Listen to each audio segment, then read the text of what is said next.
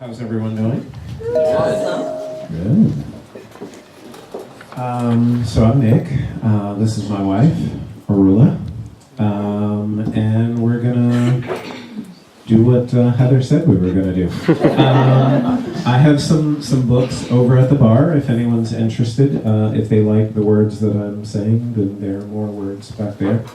And Chelsea Arula is her other name is Chelsea. She would love for you to follow her on Instagram and SoundCloud and all of those things if you enjoy the music. So anyway, without further ado, we will go into it. If you could, for this first poem, before I start, just close your eyes and take a deep breath with me. That would be great.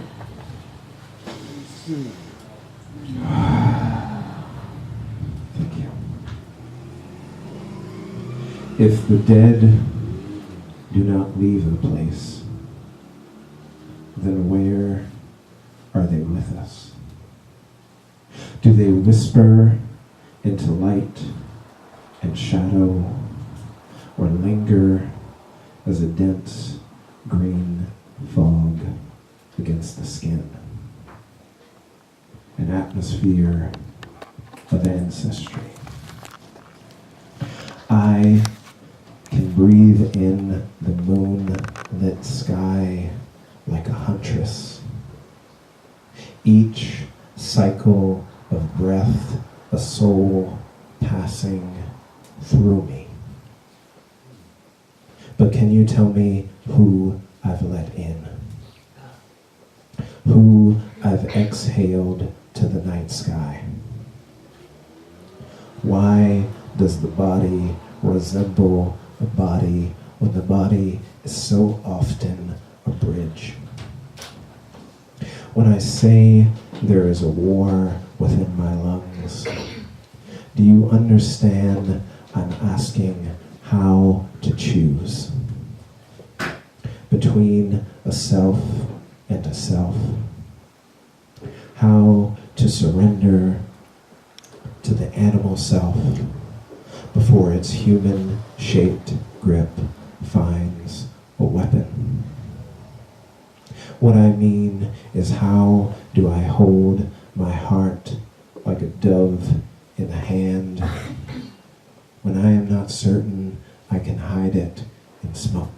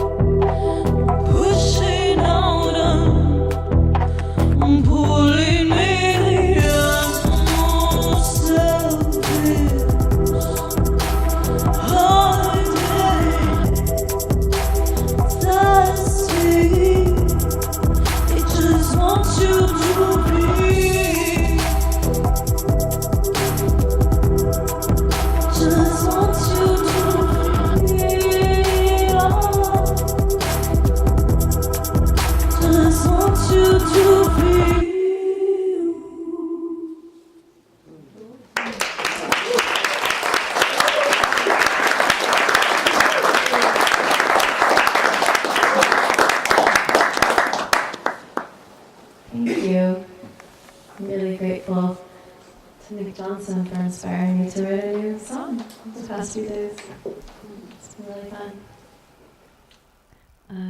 So I'm going to play the song that he has written a response to. And the song is called Ghost.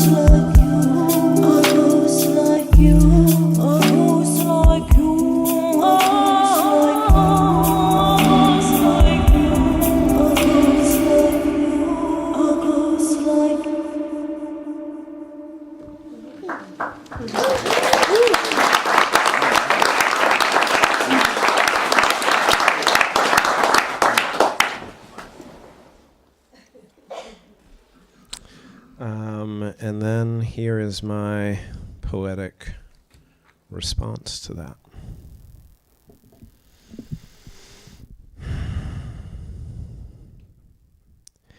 In the dream, Mother comes back. A ghost in her old body, unaged, unaware of how long she's been gone. Her wide eyes leading me to a place I recognize but have never been.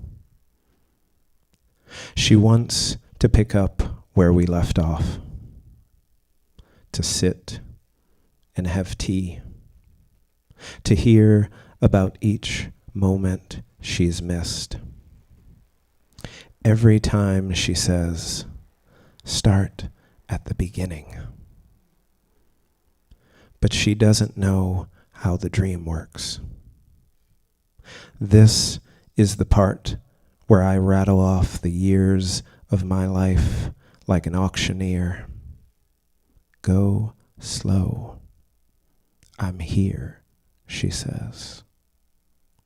This is the part where she apologizes for dying, tries to assure me it won't happen again.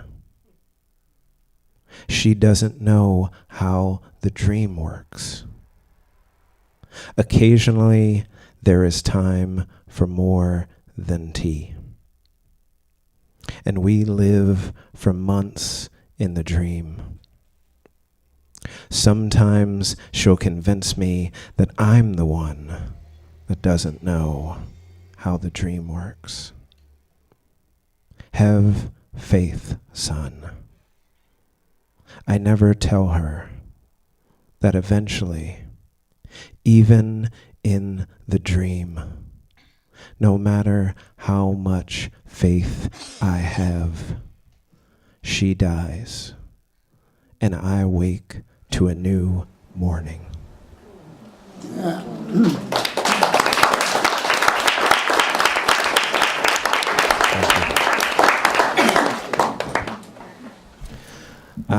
So this is our collaboration. And we're glad we're going first with all the death and the ghosts and things like that. So hopefully there will be some cheerful things later. Evan, well, I hope bring from cheerful. The pressure's on. Cheerful stuff, please.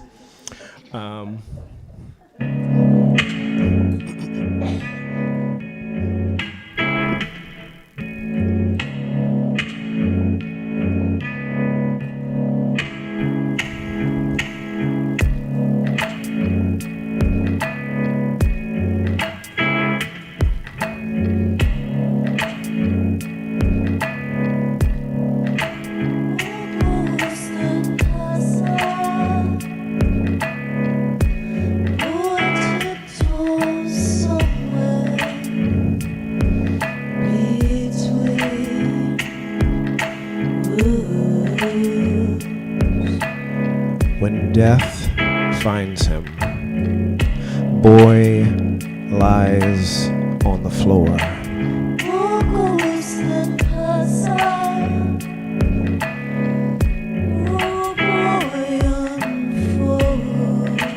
Boy unfolds the newspaper like it were a treasure map and studies the obituaries. Boy understands the form he must take.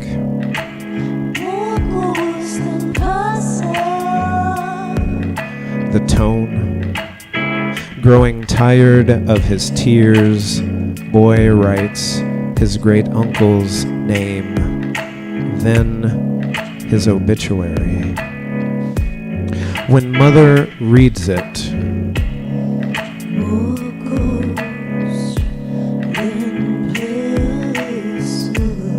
she smiles as if death hadn't snatched a piece of her.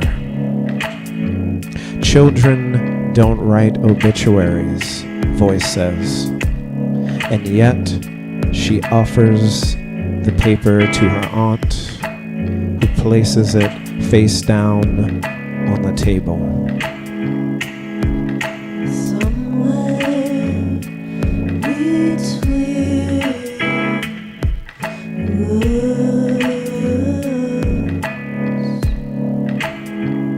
Unread, boy watches as mother folds the paper like a treasure map and whispers,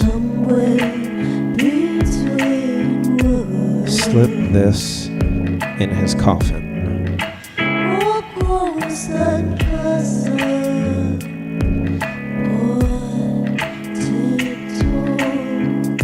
In the threshold, peers into a room of relics. Old people and upholstery preserved in plastic.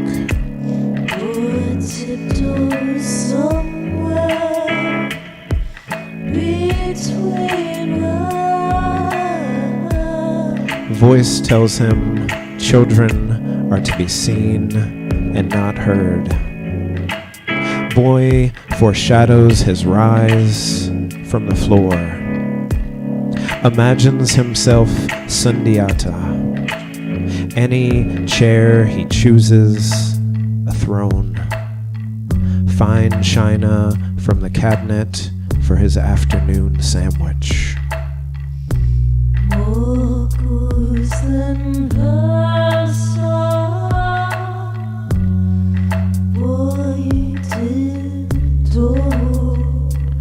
The threshold.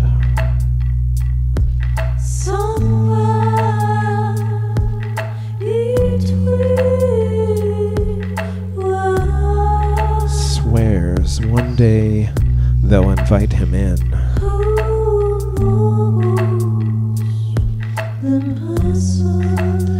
And offer him a seat.